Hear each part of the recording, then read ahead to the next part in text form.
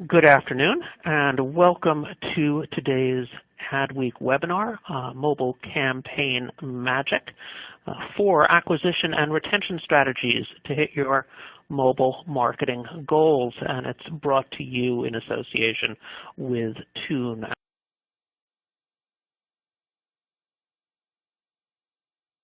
our sponsor. I'm Stuart File, Custom Publishing Director of Adweek, and I will be your host for today's event. Before we begin, I wanted to go over just a few of the features of the On24 platform and also give you an idea of how the webinar will go. In terms of timing, the formal presentation will go about 35-40 minutes. Afterwards, we will have time for about 10 to 15 minutes of Q&A. If you have a question for today's speakers, please use the Q&A feature of On24.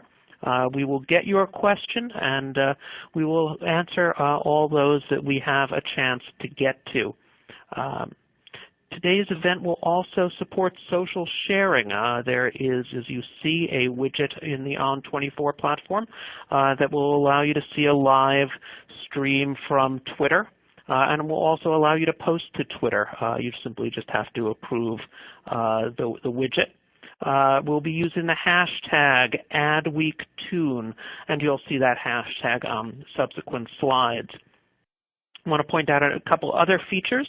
The item there that looks like an email, and that is an opportunity for you to email a colleague with a link to today's event. So if you do have a colleague who you think would be interested in this topic or who would want to see this on demand, and a recorded on-demand version of the webinar will be available probably about 2 hours after the end of today's event.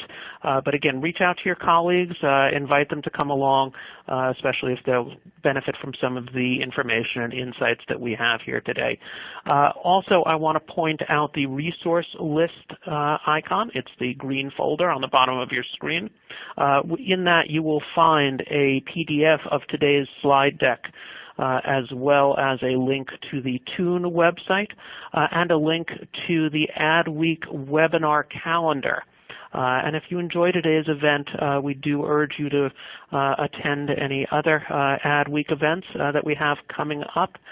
We have them now about weekly, and you can always get the full calendar at www.adweek.com/webinars.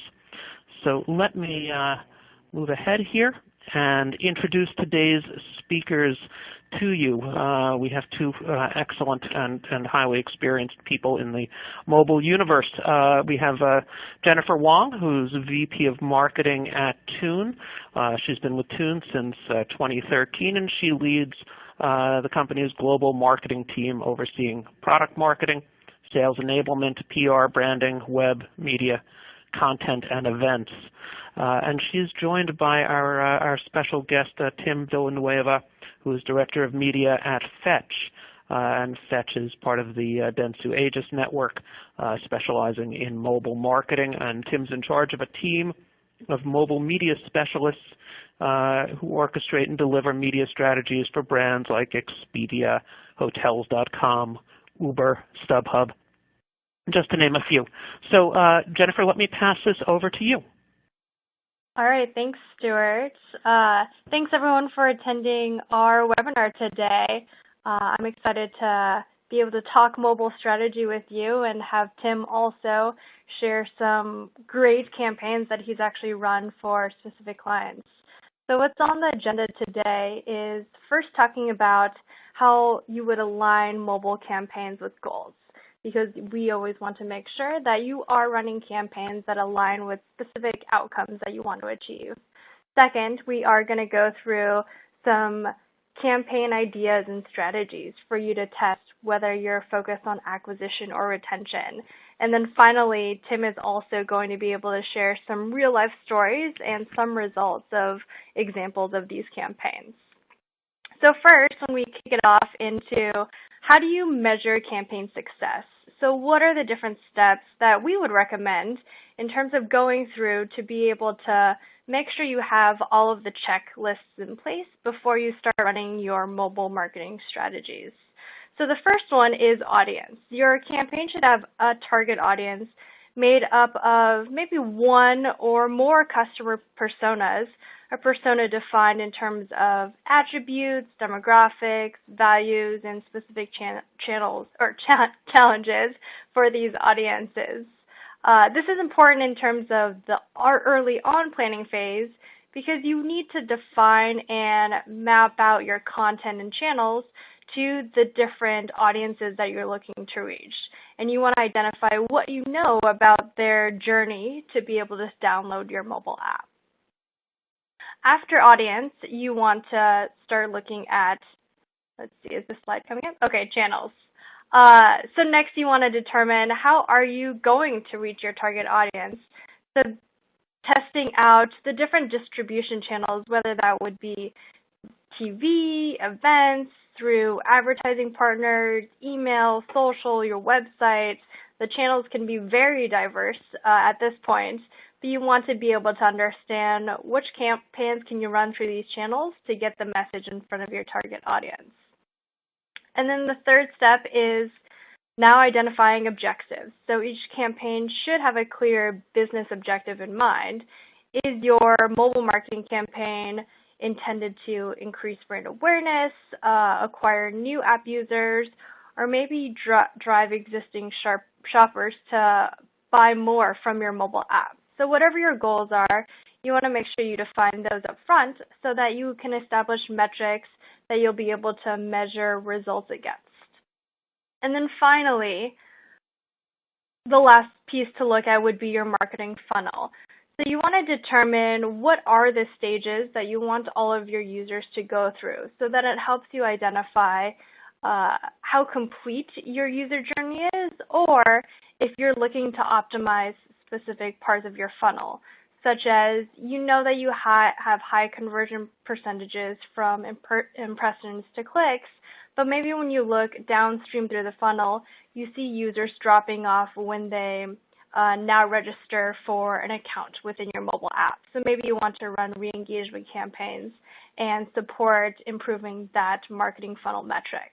So you do want to know some of the baseline metrics throughout your marketing funnel to begin with, to have baseline data to measure success against. All right, so now kind of kicking it off into the campaign strategies. So we've presented 4 different campaign ideas that you can use to kind of kickstart some of your mobile strategies if you haven't started marketing your mobile app, or maybe some new ideas if you are looking to kind of boost it based off of seasonality versus now we're hitting into the holiday season, or even just kind of new ideas to continually test your campaigns. So first, the campaign strategy is a burst campaign to boost your apps to the top charts. So when you try to burst your app, you're buying a huge percentage of relevant and available media so that you hope for bigger volume and frequency than any other app within your specific category during a specific time period. The main purpose of a burst campaign is to gain as many installs as possible within a specific given time. So quality is maybe less relevant at this point, but the quantity is what's most important. So you want to see that high volume. So burst campaigns have been around for quite a while, but they have evolved over time, especially with the ongoing changing mobile app ecosystem and some of the changing algorithms, additional competition. They've just changed the results that you get from burst campaigns. But you could potentially create a burst campaign if you do have the budget to support it. So next, when you look at first when to start running a burst campaign, there are 3 different scenarios that we see most clients run burst campaigns in. The first is when you launch a new app for the first time. So even if your app doesn't immediately jump to the top charts, this concentrated ad spend can help the creation of your brand awareness if it's brand new. The second would be if you're potentially experiencing a lull in app downloads. So if you have an unexpected lull, you can run a burst campaign to start getting things back on track in terms of installs for your mobile app. And then the third opportunity is preparing for seasonality. So it's pretty well documented that app installs in the US increase fairly dramatically around holiday seasons. So users often have new devices and they're looking to fill it with a bunch of apps on their screens. So a well-timed burst campaign could help your app get discovered organically once it starts raising up the charts with your campaign. So another aspect to consider, though, is the, let's see.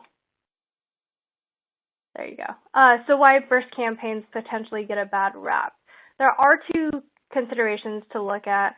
First being that the drawback is the potential to produce a lot of lower quality users.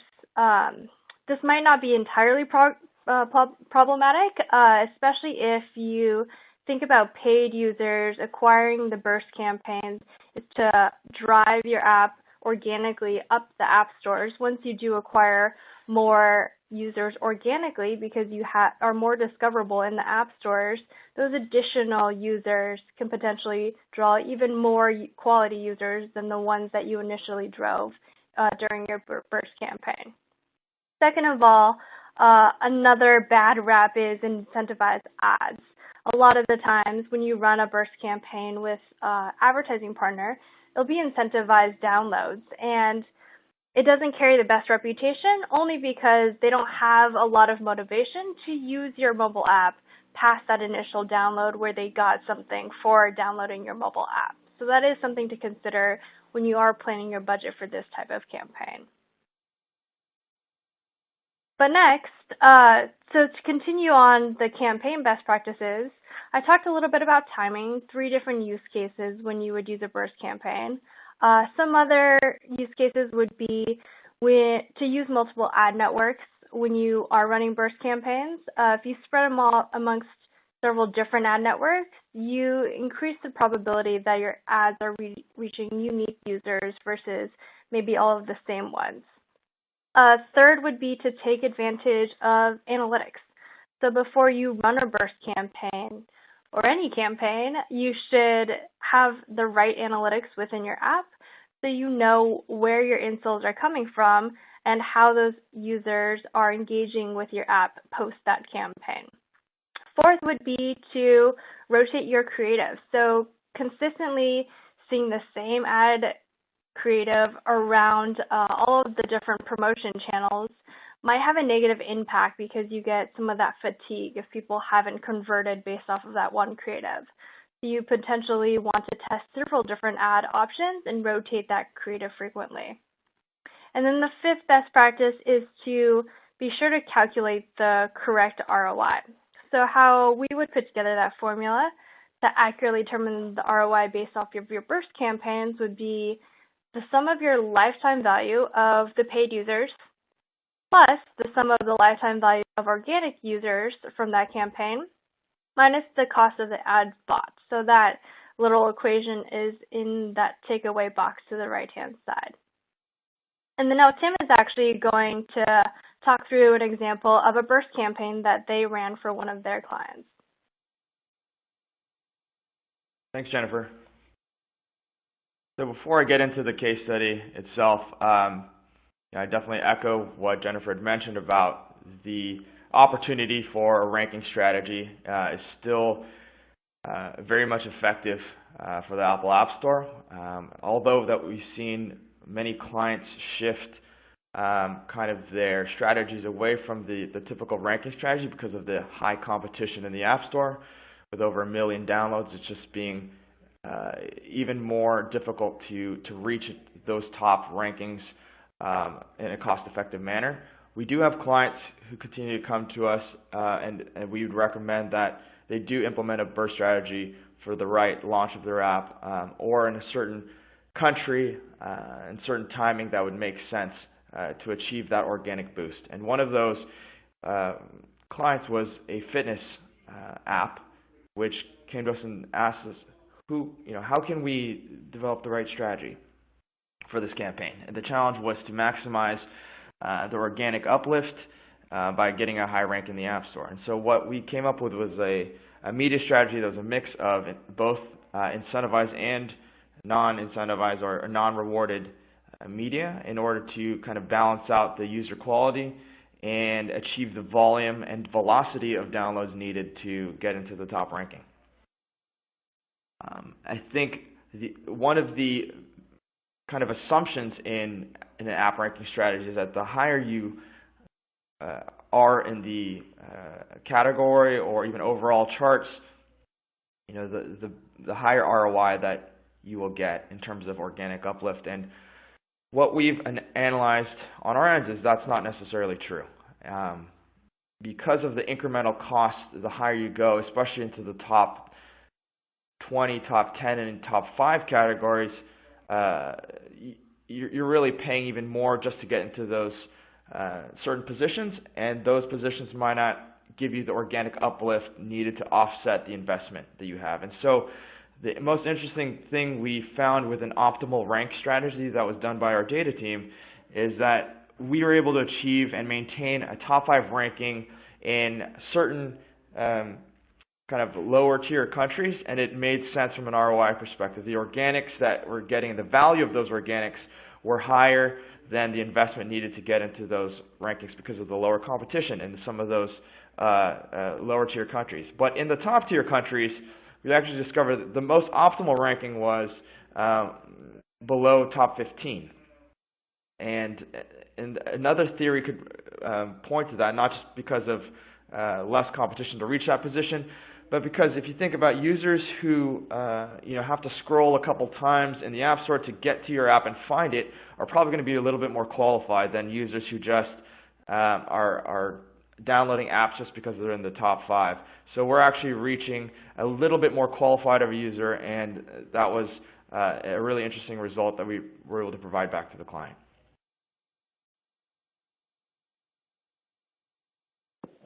Awesome. Thanks, Tim. All right, so now we're going to move on to the second strategy, which is picking the right ad partner for a specific campaign. And this strategy is actually something that you can utilize whether you're running an acquisition campaign or a re-engagement campaign, because the idea is that you should be able to work with the right partner depending on your goals. And your goal doesn't necessarily have to just be to acquire or to retain users, but you can pick a very specific KPI that's important to you and find partners that actually work to achieve that specific goal. So one thing that you could do is look at a set of advertising partners and start to identify my target audience are people in Central Asia. And if that was the case, I can work with partners that drive users or results specifically from Central Asia. And that's just one example of a KPI. I can also look at someone who has a high revenue per install and work with a partner that specifically falls in that criteria. And if I have multiple ones, I can further refine that search. And the reason why you would want to think about diversifying your channels is to start to think about more breadth in terms of the users that you want to target and get in front of. Instead of working with just one partner, you can work with multiple ones to be able to fill that gap within your marketing strategy. What this looks like when we start looking at the report side of it is a lot of variety in terms of the advertising partners that one client works with. So you'll see some notable names. Here's a couple of examples of working with Google, with Twitter, with AdColony.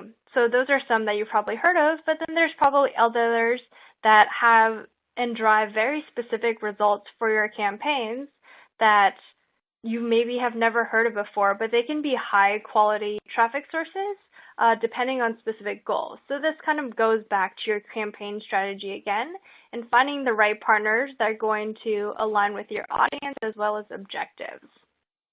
And again, Tim is going to go through one of these examples with probably a very well-known mobile app that you probably have on your phone. Yeah, so that well-known app is Clash of Clans, and the client was Supercell.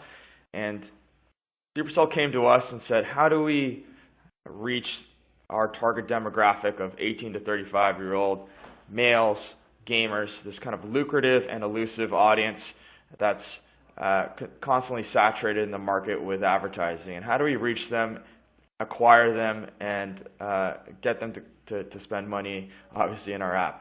And so, we kind of went to the drawing board and looked at choosing the right partner who would really resonate with this audience, and where we thought about where do this target audience really spend much of their time.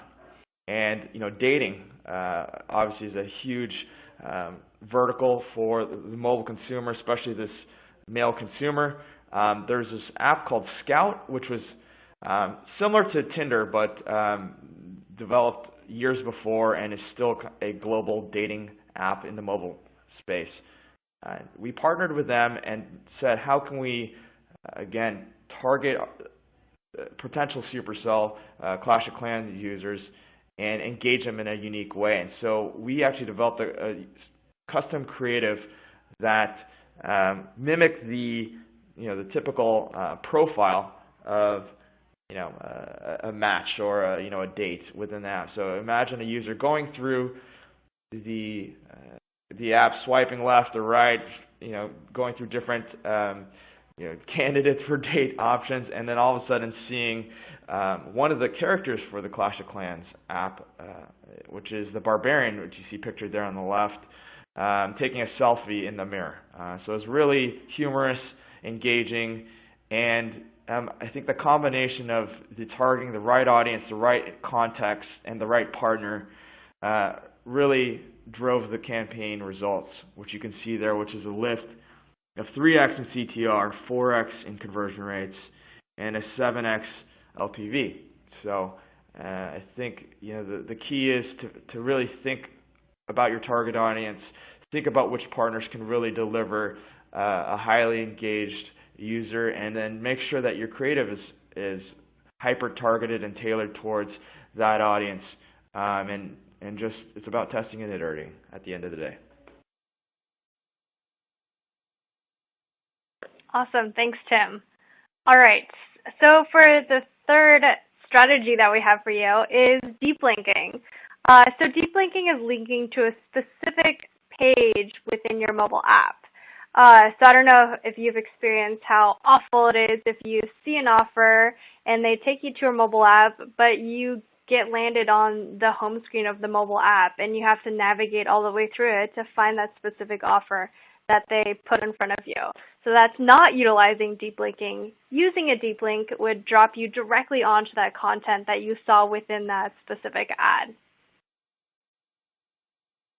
So here's an example of what a deep link actually looks like. So if you think about a deep link, it's essentially kind of a deep page within your site. So if you looked at this via your website today, imagine if you could only send people to your homepage, that would be life without deep links. With deep links, you can take people deeper into your page. And one big difference is instead of a URL, you can see that it's a URI. So you don't see the HTTP when you actually use a deep link. So a few campaign best practices around deep links, there are quite a few. The first being improve user experience. So it's easy to think about removing that obvious step of sending people not only to your home screen, but directly to the page that they want to be on, especially if you know what they're going to want because of a retargeting campaign, as an example. You also have the opportunity to fill in some known information if it is on the retargeting side.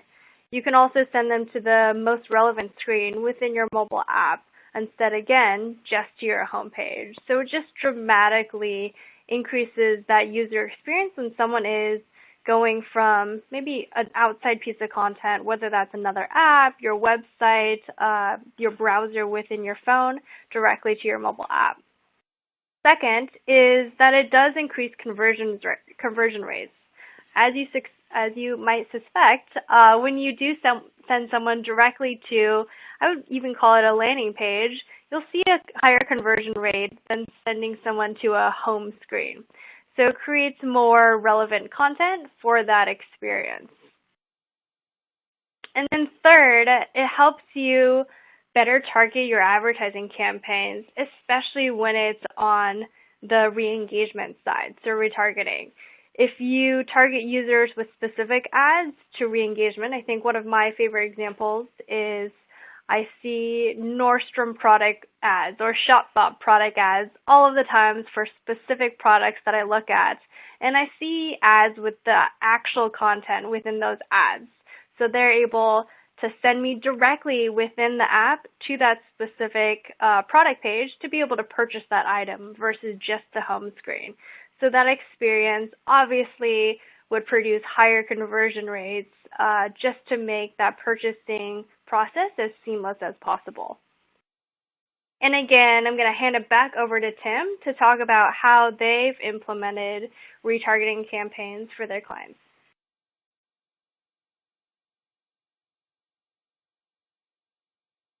Great. So one of our travel clients actually came to us and again was asking, what's a unique strategy to re-engage our users and ensure that we increase lifetime value of our lapsed and dormant users.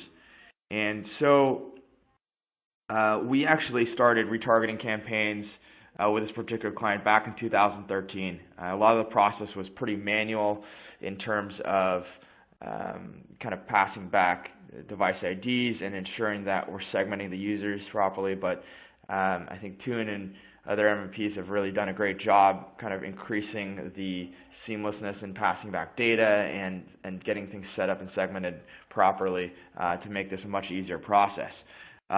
Then we've actually went ahead and leveraged several different retargeting partners, testing and learning, kind of off-on test to make sure we had a clean experiment. And then kind of over 2 years, we had really grown and advanced the way that we're working with this particular client. We've kind of scaled the retargeting budget to be up to 20% of monthly budgets. We've been able to integrate kind of dynamic creative and API product feeds to be able to target users based on their location and with relevant ads. So if they're in San Francisco, then they'll get ads about, say, Las Vegas and LA, and we've seen increases in performance because of implementing that. And as a result, retargeting is a key component of their media portfolio. They're seeing over 20x return on investment, more than their typical kind of user acquisition kind of prospecting campaigns. And so I think retargeting is going to be an important part of every mobile marketer's mix, and I think the technology and the tracking and analytics, especially that comes from Tune, is really a catalyst in helping advertisers spend there more effectively. All right. And to wrap things up with the fourth strategy, it's probably my favorite one, only because as a marketer, I love seeing studies and data and trying to run campaigns to achieve those same or even better results. So for this strategy, I'm sharing some data on a study that we did earlier this year. So we looked at more than 1,000 iOS and Android apps over the last 13-month period. And we wanted to look at the performance of install volume and rates for different types of events so that we can maybe help marketers understand when they can run campaigns to drive better results. So is it day by day? Is it 1 month versus another month? I'm going to go through some of those survey results here. So the first one, when you are running an acquisition campaign, one thing to consider is, do you run it on a weekday versus a weekend? Because the usage for how people use apps could be different. So we wanted to look at this sort of results, and on average, we found that Saturdays and Sundays produce a higher install volume just overall versus the weekdays. So in fact, you can see that the average volume on Sunday is a 28% increase over the lowest performing day, which happens to be a Tuesday. In terms of the install rate, it also looks like Saturday and Sunday are at a slightly higher level, but we kind of looked into that a little bit further, and the statistical significance was too minor for us to say that that's a fact, that you should look at the weekends for higher click-through rates, but in terms of volume, the weekends are definitely higher. Next, we looked at month by month. So are you able to run acquisition campaigns seasonally and see better results? So seasonally meaning the fall season or the spring season. And again, this is in the US. So this graph shows install volume and install trend on a monthly basis. The vertical bars show the install volume, and then the install rate is the line graph. So you can see differences where high install volume but maybe low install rate, such as the middle of summer. So what we found is November, December, and January have relatively high install volumes and install rates. And this is likely due to the increased holiday activity, and maybe because people spend more time indoors during these months, so people are on their mobile devices more often. This actually kind of falls in line with other industry data, which shows that there is a higher install volume during the holiday season as well. Performance during, May and June are also worth noting because the install rate for these 2 months came in pretty low, which was around 3.5%, whereas the monthly average was 7%. So we didn't have any specific outcomes or reasons for this. It was just something that we noted within the data. May and June just had lower install rates than the average month. So the next one is kind of a fun stat to look at. We wanted to understand for paydays. So generally you get paid on the 1st and 15th. We wanted to see if there were a boost in volume on paydays because people got paid and they want to start spending money within their mobile apps or buying apps at this time. So this graph shows one way that we tried to answer this question. So you can see here the vertical bar. It represents the average install volume for each day of the month. So here you could say the first one is July 1st, August 1st, September 1st. The blue bars represent the top 5 performing days, and then the orange horizontal line across represents the install rates throughout the month. So the payday theory seems to make sense. It's generally around the 1st and a few days after the 15th. But we weren't able to make any valid claims based off of statistically significant data to say that paydays or just right after paydays are the best days to run campaigns because people are trying to spend money purchasing or buying their mobile apps. And then the last piece of data that we looked at was investigating holidays a little bit further, especially with that season starting to come up soon. So here you can see that Christmas Day is the clear leader in terms of install volume and install rates.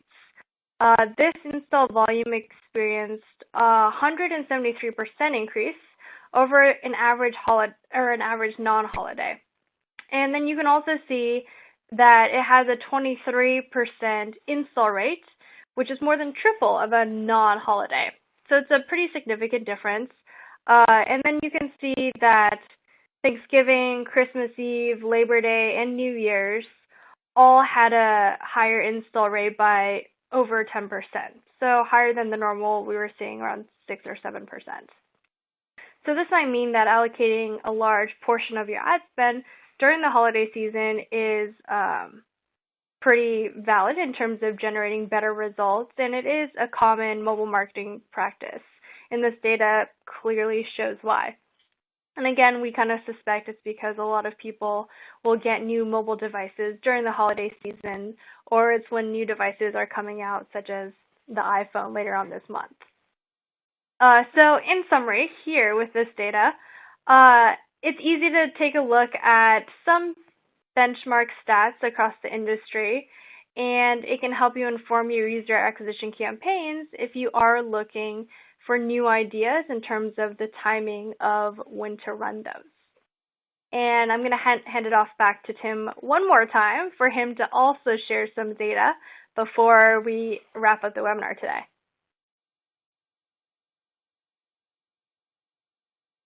So at Fetch, we've taken things a step further and not only looked at the difference between weekend and weekday activity, but also looked at the time at the hourly basis using Tune data on how not only media consumption changes, but how user value changes.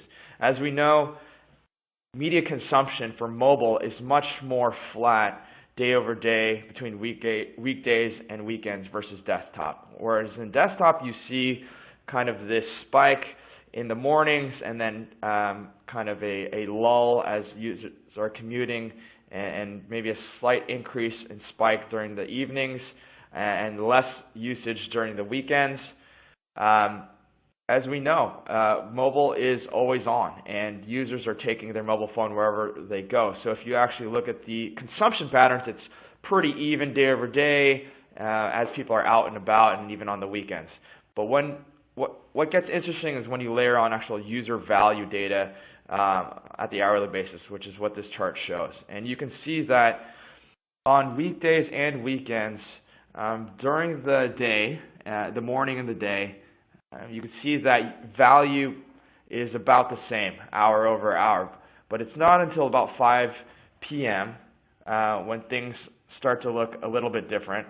And you'll see that weekend, the average user value drops considerably, highlighted by the white bars there. And so we know that, again, these consumers, while they might be consuming a lot of mobile usage, and they aren't converting at the same rate. They're probably making plans to go out or are just kind of not as engaged in terms of converting within the mobile ecosystem.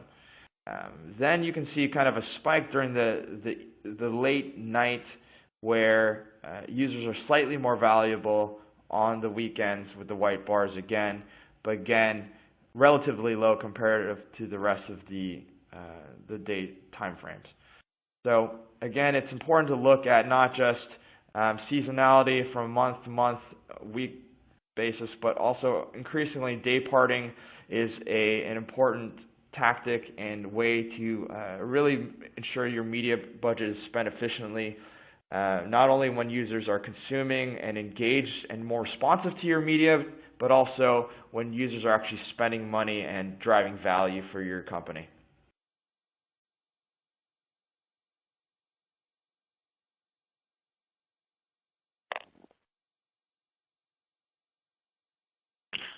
Tim and Jennifer, thanks so much. Some really great information that you've shared here.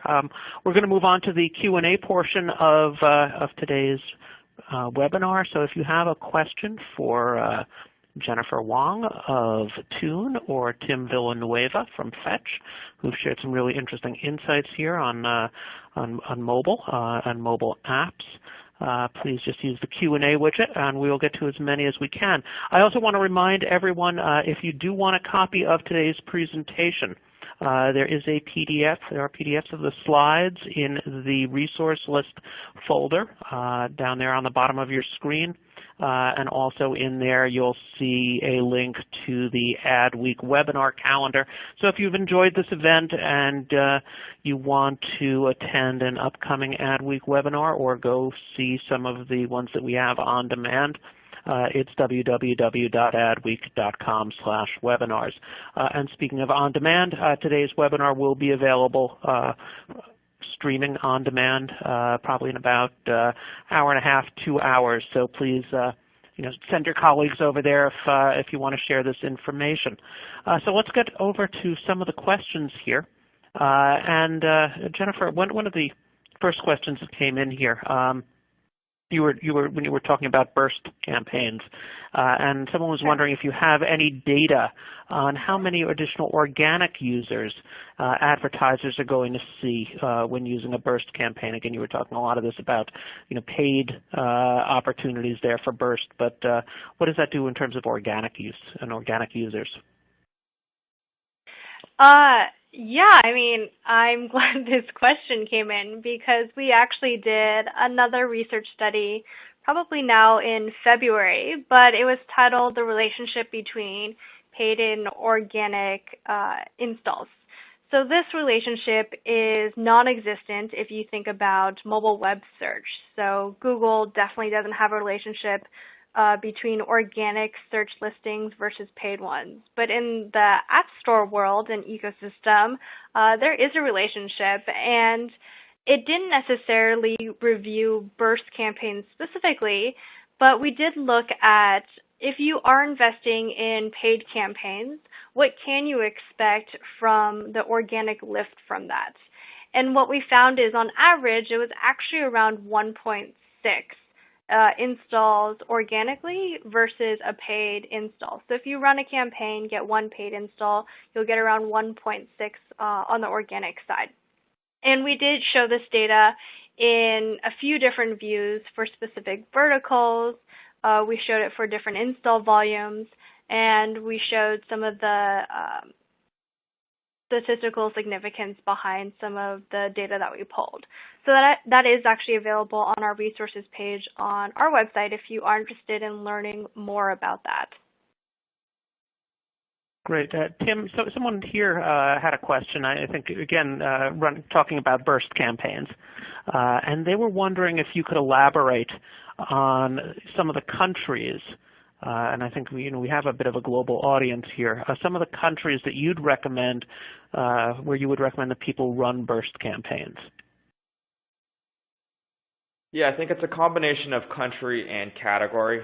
So, I think the tier 1 countries, the U.S., the UK, Japan, all the English-speaking countries really, while they have much of the most lucrative users, it's, most user acquisition savvy marketers know that, those are where you need to invest your money. And so it's even more competitive to get into those top rankings.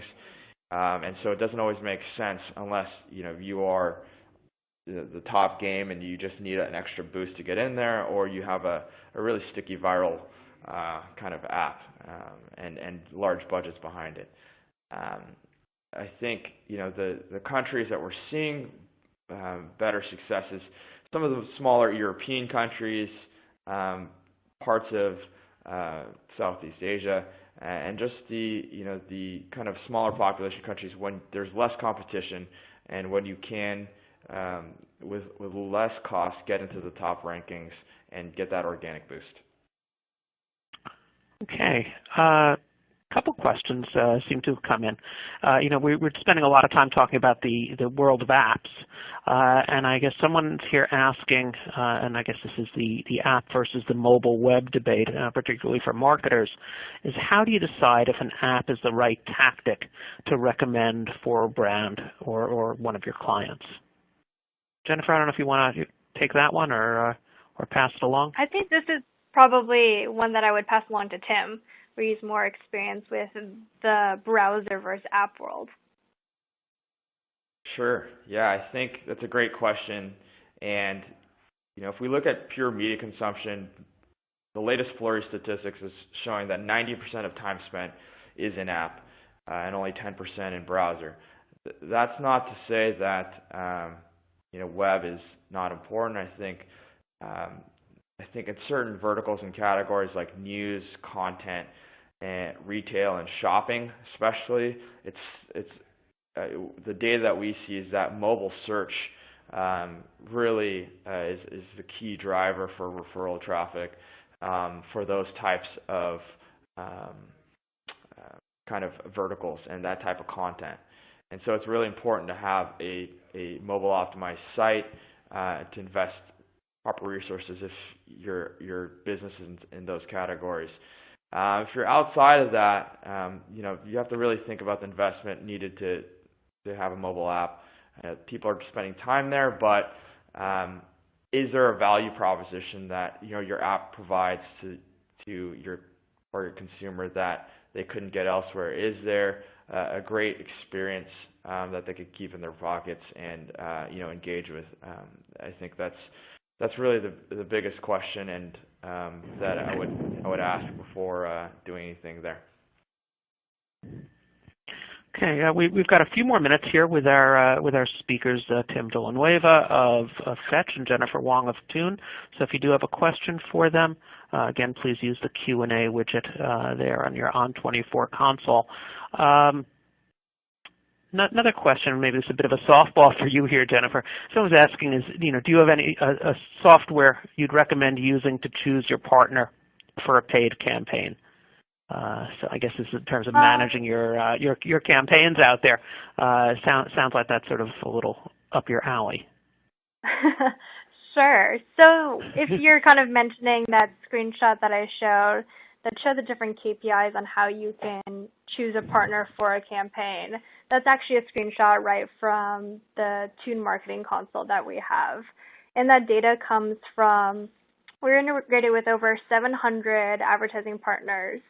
And we look at those metrics based off of the last 30 days data in aggregate for all of the marketers that use our platform.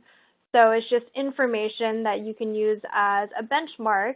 So if I wanted to look at clicks per install, that's looking at all of the data within the last 30 days for all of the marketers that are using our platform, which partners are providing the highest click per install.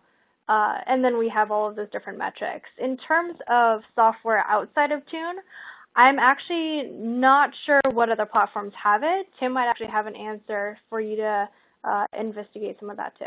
I don't know if you do, Tim. Yeah, in terms of software, I mean, we at Fetch, I mean, we're an agency, full-service mobile marketing agency with kind of the experience over the years of testing all these partners. I mean, we're counting about over 450 plus mobile media partners that we've tested over the last 6 years. And so we have our internal database that we're using to help rank and quantify how each of these partners, their capabilities in certain different categories and whether they make sense for certain types of campaigns. But not sure if there's anything outside publicly that really displays this kind of information. I know that also Tune has published some white papers on just kind of the top partners in terms of volume and things like that. But yeah. Okay, I think we've got time for one last question here. We're getting toward the end of our hour. And the question here, I guess, is as we're sort of looking at multiple channels here for marketing. Certainly there's the app world of marketing, but there was a question here on what sort of movement have you seen in terms of measuring the impact of TV ads for an app? I know we're seeing a ton of TV advertising going on for app downloads. Certainly there's a lot of link between cross-media attention. Is that something you can address there, Jennifer? Sure, I can. Or Tim. Yeah, I can start and maybe Tim can follow up with this. I love this question because I've been seeing a ton of data such as DraftKings is the #1 spender in TV within the last week.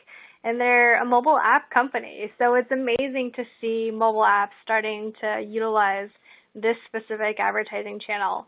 I think an issue today is that a lot of the measurement is deterministic. So it's not direct as in one-to-one, as in you ran a TV ad, this person specifically downloaded your mobile app because of that TV. But right now, a lot of the data is you ran a TV ad, and this volume of people downloaded that mobile app right after that commercial. So you would likely think that they saw that. But I think what's exciting is that, I don't know if you saw the Hey Siri event where Apple talked about Apple TV and how they're moving into TV becoming an apps world. So how you engage with content via that TV is via apps. And with that change, it kind of turns your TV into a big device screen. So you're able to engage with content, whether it's shows, movies, shopping apps, any newspaper content via your TV, and it's just via an app. So in theory, you should be able to have an identifier similar to how you have an IDFA identifier today for a mobile app, and being able to do attribution from just a really large device. So I think we're starting to move into that trend, and it will be easier for marketers to better attribute the value of TV in their mobile strategy. Yeah, this is definitely a really interesting area for our clients, and an area which we're starting to do a lot more analysis on. We're seeing that there's really 3 methods to assessing TV impact on mobile behavior. The first is time-based trends, so basically isolating the duration of your TV activity and simply highlighting the time frame in terms of mobile results, so maybe change in rank, total downloads compared to before and after. This is a pretty useful message, but it's also just only kind of a quick indication of performance and again, deterministic at best. The second is spot matching. So some companies are looking at ways to basically look at the minute-by-minute actions performed, before, during, and after a TV spot. So that really helps with Tune's kind of raw data and looking at timestamp data at the minute and seeing kind of uplifts across your mobile activity. And the last, which I think is the most accurate, is econometrics, which is the most reliable method of isolating the impact of each of your different media channels on the end result. In our cases, it would be kind of mobile actions, and this would give kind of the most accurate impact of TV activity, both in the short and long term, in terms of kind of both looking at instant responses and the long-term value that it kind of brings. And so this takes a little bit longer of analysis, but it's something that I think is going to be the way forward for measuring TV impact. And I guess I could talk a lot about this, but if you want to learn more, feel free to ping me about this particular topic after the webinar.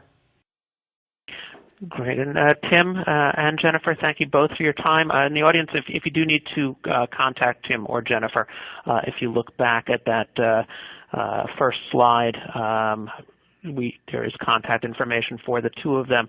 And if you do want a copy of the slide deck where you'll find all that info, it is in the resource list folder there on your screen. I'd like to thank everyone for taking time out of their busy day to attend today's webinar. And if you're interested in attending an upcoming Adweek webinar, it's www.adweek.com/webinars. Again, thank you all for your time, and we look forward to seeing you at an upcoming event.